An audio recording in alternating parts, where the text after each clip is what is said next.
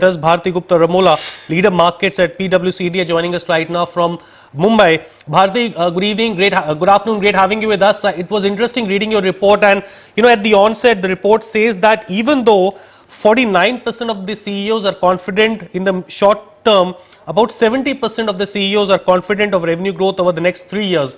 Can you talk about the underlying rationale? Is it predominantly linked to the election outcome and the expectation that growth will pick up once we have a new government at the center? Good afternoon, Ashutosh. Thank you for having me here. Typically the Indian CEO is extremely optimistic about the future. In the last many years, since we've been covering Indian CEOs in our global survey, we always find that Indian CEOs are off the chart in terms of their optimism. So this time we find that their short-term confidence is muted, while they continue to believe in the India story, and the long-term optimism is again at a very, very high level. We've actually been talking with some of the CEOs around here to try and understand the reasons for it. And here is my take on this. I think some of the muted confidence is, just the fact that GDP has been going down. There have been, industrial production has been much slower than before.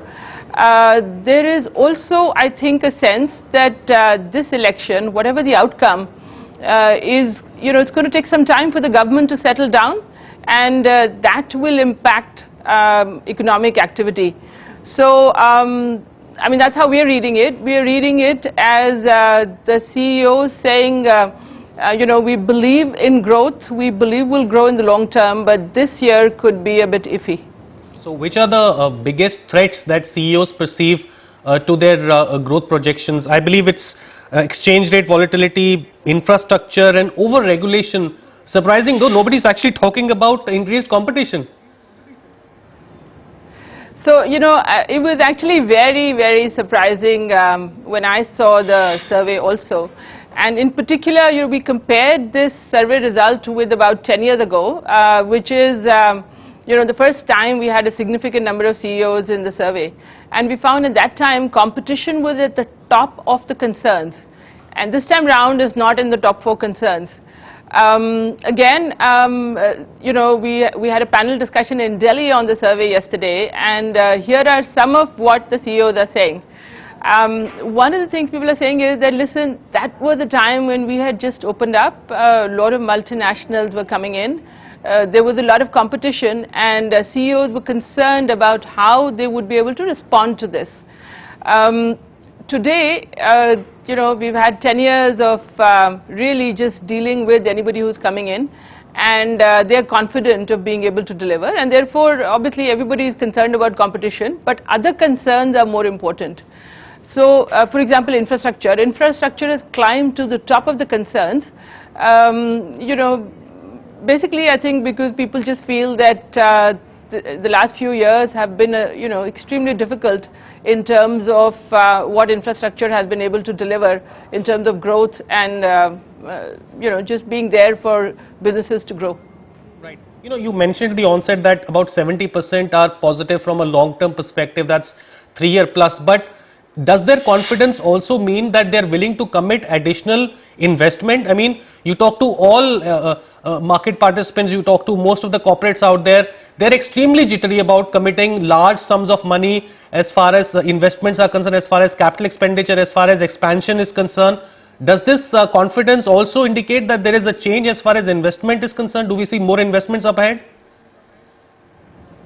No, Ashutosh, actually I think at this point of time, our sense is that CEOs are they're in hold mode. They are waiting and watching. They're hoping for a stable government, and then they might move ahead with investments.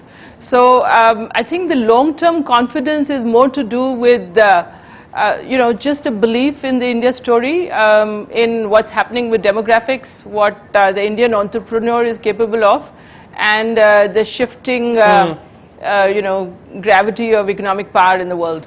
And how do CEOs of large conglomerates, large MNCs which operate in India are looking at this particular market? I mean, you take a look at what global majors have done. they have actually announced buybacks, which tells you that they are very, very confident about the prospects of the Indian arms, whether it's Pfizer, whether it's HUL, the kind of buybacks, open offers which have come in.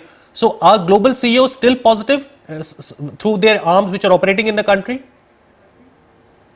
Yes, I think so. I think global CEOs continue to be to believe in the India story. They believe that in the long run, this is where they will find their growth. It just so happens that India is not what's going to give them the next quarter growth or the next year growth necessarily, but they continue to believe in the long-term growth story of India. All right, okay. Bharti, thank you so much for joining us. It was a pleasure chatting with you. Great getting that analysis, pretty interesting reading there.